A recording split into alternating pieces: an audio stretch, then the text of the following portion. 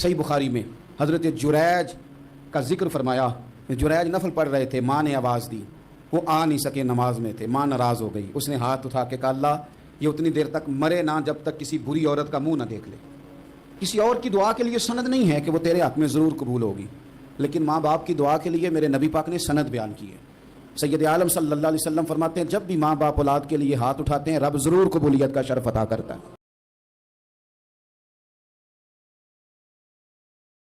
تو جناب جریج کی ماں ناراض ہو گئی, کہنے لگی اللہ اس نے میری بات نہیں سنی. اب تھے تو وہ نیک, لیکن رب کریم کی حکمت کا تقاضا ہے, ماں کی دعا کو بھی قبول کرنا, تو اللہ نے آزمائش میں مبتلا کر دیا. والدہ تو چلی گئیں, وہ ایک خیمے میں, ایک کٹیا میں, ایک جھونپڑی میں عبادت کرتے تھے, اللہ کو یاد کرتے تھے, رب رب کرتے تھے, اور لوگ ان کی بڑی تعریف بھی کرتے تھے.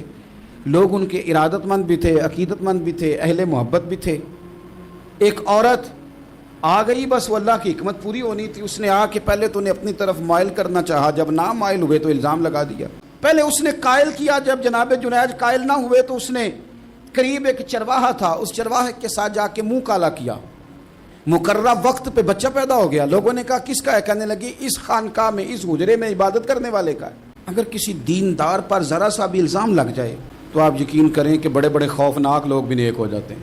اب جناب لوگ اٹھے, احتجاج شروع ہو گیا, شور پڑ گیا, یہ بابا بڑا نیک بنتا تھا, نفل پڑھتا تھا, عبادتیں کرتا تھا, دیکھو اس کا حال کیا ہے کہ اس نے ناجائز بچہ پیدا کیا. الزام لگا دیا, شور ہوا, احتجاج ہوا, دنیا اکٹھی ہوئی, ان کا انہوں نے حجرہ گرا دیا, مارا بھی, پیٹا بھی, ایک نیک آدمی کو بدنام بھی کیا, برا بھلا بھی کہا, گالیاں بھی دیں, جو کر سکتے تھے کیا. اب جب سزا دینے لگے نا تو جناب جریج کہنے لگے تھوڑی سی اجازت دیتے ہو, مار تو تم نے دینا ہی ہے. کہا جناب ٹھیک ہے دیتے ہیں. انہوں نے کہا صرف 2 نفل پڑھنے ہیں. اب وہ نفل پڑھ رہے تھے تو لوگ اس وقت بھی کہہ رہے تھے فراڈ ہی کر رہا ہے, دھوکہ ہی دے رہا ہے, چونکہ ذہن بن گیا نا, بدگمانی آ گئی.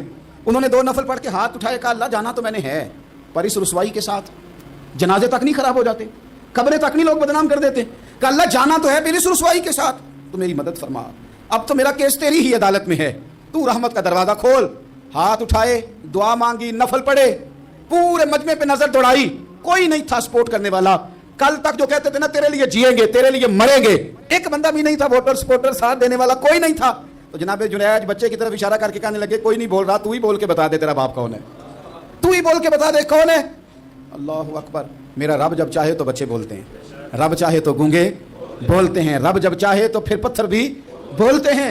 جب کہا نا تو ہی بتا تو بچہ بولا, اور بول کے کہنے لگا میرا باپ جریج نہیں, میرا تو وہ ہے جو بکریاں چلانے والا ہے, وہ میرا باپ. جب رب کریم نے توفیق دی تو بچہ بول پڑا. جب رب بندوبست کرتا ہے کسی کی عزت کی حفاظت کا تو پھر کوئی اسے رسوا کر سکتا یا